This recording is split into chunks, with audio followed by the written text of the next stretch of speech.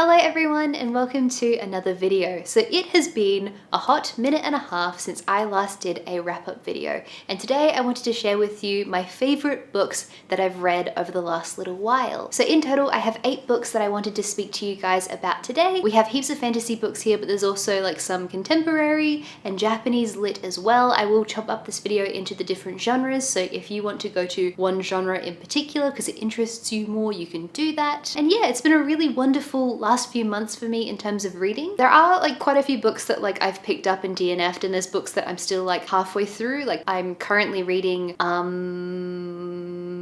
4 or 5 books. But anyway, I have finished reading a lot of really brilliant, fun, wonderful stories that I wanted to speak to you guys about today. Here are the best books that I have read recently. So kicking it off with the very first book, this is the Virago Book of Witches by Shahrukh Hussain. I was in the bookstore, I think during a reading vlog, I think it was the Magical Dark Academia reading vlog, and I saw this book and just absolutely fell in love with it. This is a compilation of witchy stories from all over the world. I think it says there's like over 50 stories in this book about witches, all surrounding like the folklore and traditional tales of witches. As soon as something is about witches, I kind of just flock to it, and when I saw this cover, I was like, I love this book, I need this book, and so I'm very glad that I enjoyed it. Shahrukh Hussain is a folklorist, and so she has compiled all of these witchy stories from all over the world. So we have stories from India, from Ireland. There is also a Indigenous Australian witch story in here, which I thought was really cool. The book also has these really stunning little drawings in them. So we have these little prints in the book like the whole way through, and so that really added to the cool like witchy vibe of the book. In terms of my enjoyment and engagement with the book, I did really enjoy this. I thought there was a really wide variety of stories in here. Like the tone of the writing changed quite a bit depending on the story. It was very clearly well researched, and so overall I think this was just a really good all-rounder for anyone who wants to see witch stories and witch folklore and get like perspectives from all over the world. And I would give this a 4 stars. I wonder sometimes if people think this tea is like a prop tea mug to add to the aesthetic of the video. Genuinely, I talk so loudly when I film these videos. People say that my voice is so calm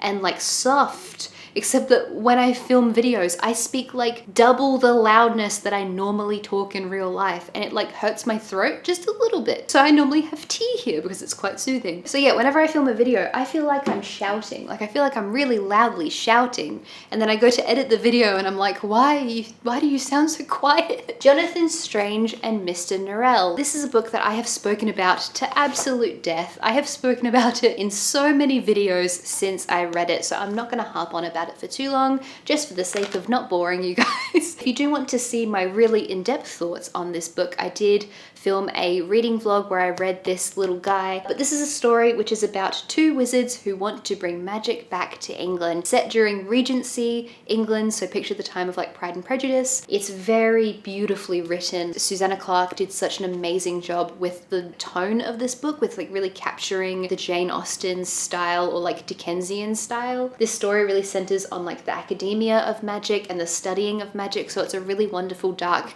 magical academia book. I loved it so much. I loved all of the references to fairies and folklore. Again, we know that I really love folklore. I'm really interested in it. Really, really, really loved it, and it is a very strong 5 stars from me. I think this is a brilliant book, and I will probably continue to talk about it very much, and so I'm sorry in advance for that. Book number 3 that I want to talk about is The Subtle Knife by Philip Pullman. I've now read the book, and I'm so glad that I did because I loved it very, very, very much. This is the second book in the series, and so I don't want to describe the plot too much because obviously that will give you spoilers for the first book. We have our main character whose name is Lyra. She's this very loud and bold little girl. She's grown up in this world where people have demons, which are an extension of their soul. Your demon will take the shape of like an animal, and when you're a child, your demon will change into different animals as your personality is quite liquid and ever-changing. There are witches in here, there are armored polar bears, there's a lot of references to religion actually. This is a very mature children's book. Like there's a lot of dark stuff in here. And what's actually really funny is that I put Northern Lights on my list of like most comforting books to read because I think that this is a really comforting book. I find magic and whimsical worlds like this very comforting, I think, because these are the types of books that I used to read a lot when I was little. And I'd totally forgotten that this really dark thing happens silence at like the end of the first story until people had started commenting and reminding me that this thing happens, and they were like, maybe this isn't such a comforting book. And I was like, ah. Right. I forgot about that. But anyway, I really love this book series so far. I am now a third of the way through the final book. I'm really excited to see how it ends. I find this world so unique and beautifully constructed and interesting. I love the characters in here. The dialogue in this story is really strong. I love how different and intriguing all of the characters are. I love this world. I find it so magical. I have no idea what's going to happen, and I think that it is just a stunning book series, and I can't wait until I have finished reading it. Definitely a good, strong, solid 5 stars for The Subtle Knife. Okay, the next book I read that I want to talk about is The Hobbit by J.R.R. Tolkien, so a bit of a fantasy classic here. Now, the weird sort of thing with me with Tolkien is that I have spent a lot of time studying Tolkien, analyzing Tolkien. I was gonna write my master's thesis on Tolkien, and yet I've never, until this point, finished reading The Hobbit or The Lord of the Rings.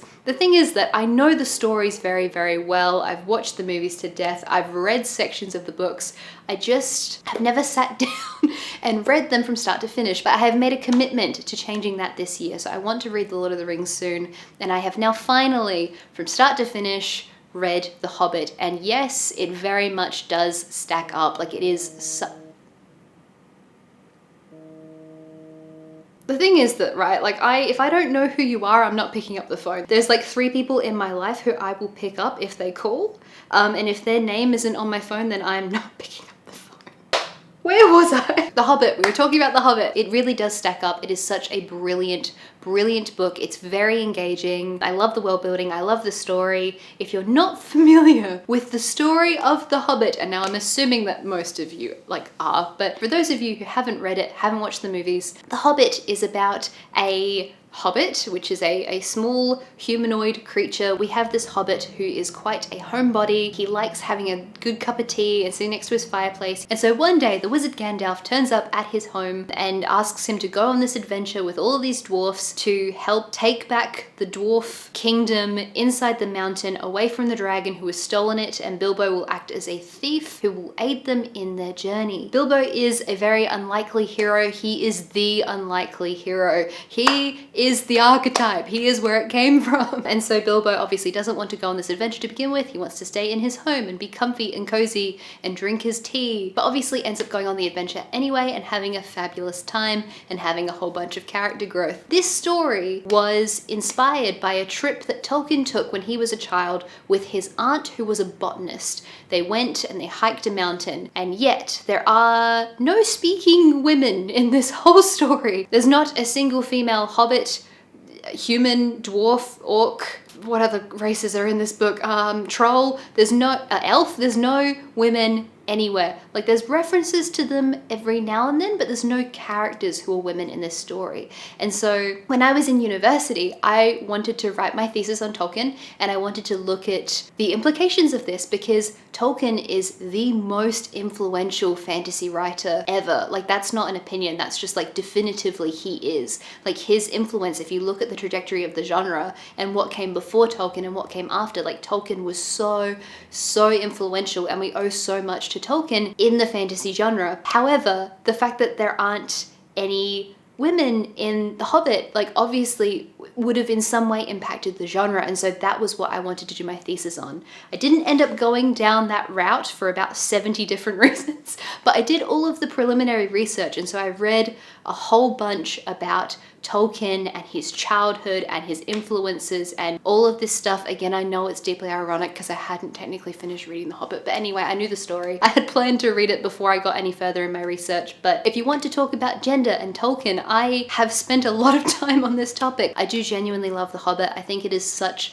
a well-told story. It is so fun. It is so funny. I think Tolkien had a really good understanding for character and motivations. Tolkien is well known for being really like into world building. You know, he was really into inventing languages and stuff like that. Such a beautifully told story. It's so interesting. It's so brilliant. It is another very strong 5-star book from me. The next book on this list is The Girl Who Drank the Moon by Kelly Barnhill. This is a book that we read together for our book club over on Patreon, and I have analyzed this book to death and spoken about this book to death over there. I think I have like a 19-minute review and analysis of this book. And so I'm going to try and summarize it quite briefly here. So we have this witch who lives in the forest. Her name is Zen, and every year she finds a baby abandoned in this one specific spot of the forest. Zen, wanting the baby to be okay, takes the baby away and delivers it to one of the nice free cities across the forest. One year when Zen does this, as she's traveling across the forest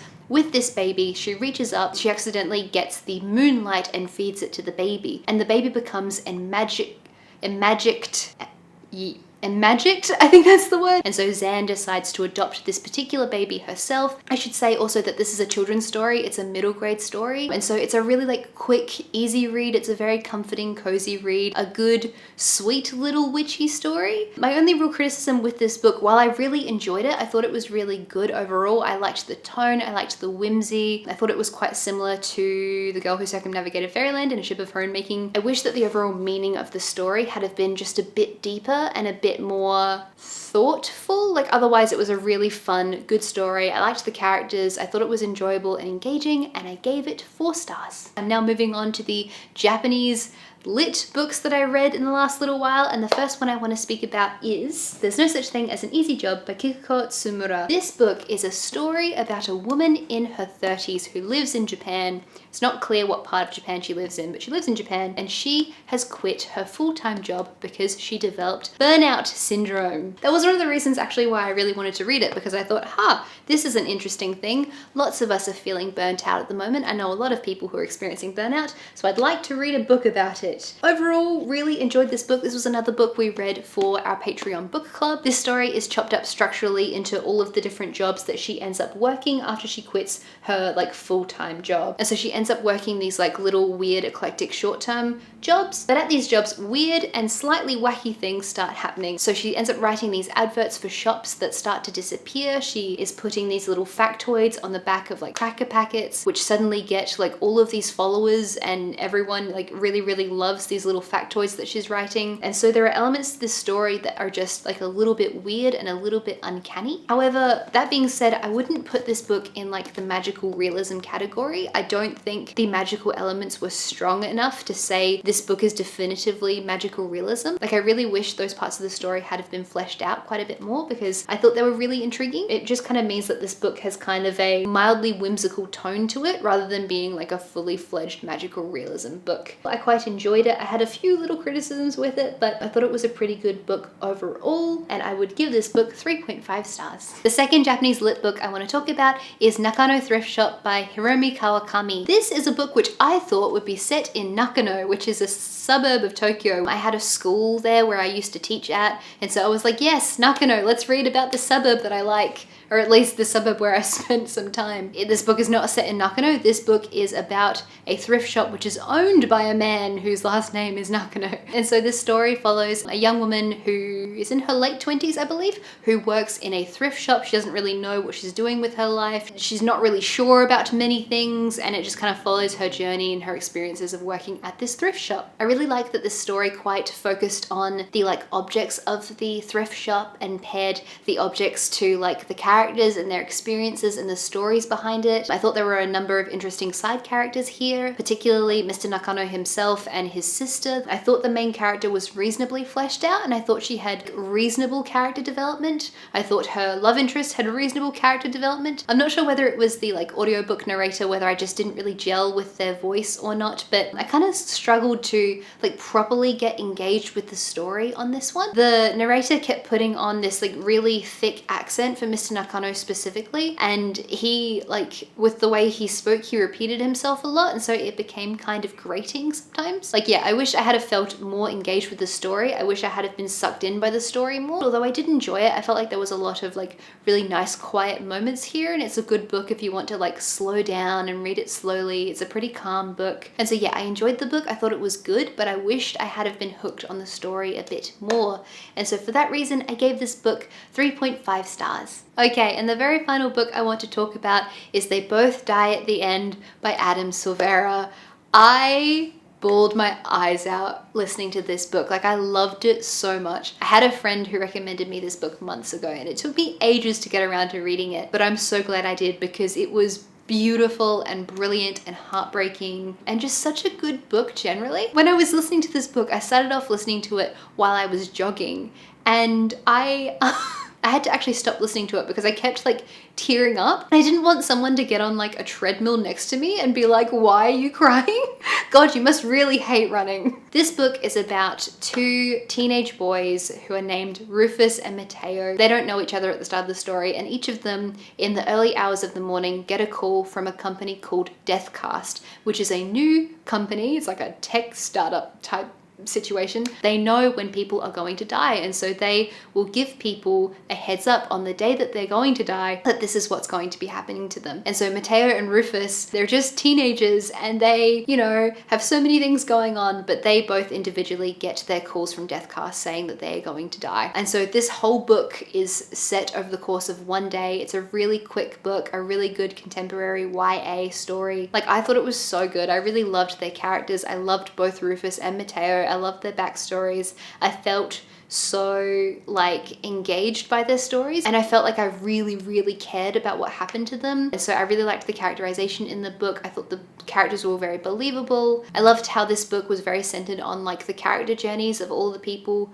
You know, like we focus on the main stories of Mateo and Rufus, but there are other people here who are affected by Deathcast, and the fact that people are finding out their death dates. Such a good book, and I cried a lot. I knew I would cry. I got told I would cry from my friends. Like, I knew it would be a sad, tear-jerking book, but I didn't anticipate how much I was going to love it. It's a very strong 5 stars. If you didn't get that vibe, I really enjoyed it. And that was the very last book I wanted to speak about today. So I hope you guys enjoyed this video. I hope there were some books here that you found interesting and intriguing and that you can add to your TBR. Thank you so much everyone for watching this video. Thank you to everyone over on Patreon for supporting this channel. If you're interested in bonus videos, behind the scenes content, writing updates, our monthly book club, stuff like that, please feel free to check out Patreon. There's a link in the description down below. Take care everyone, and I will see you next time. Bye bye.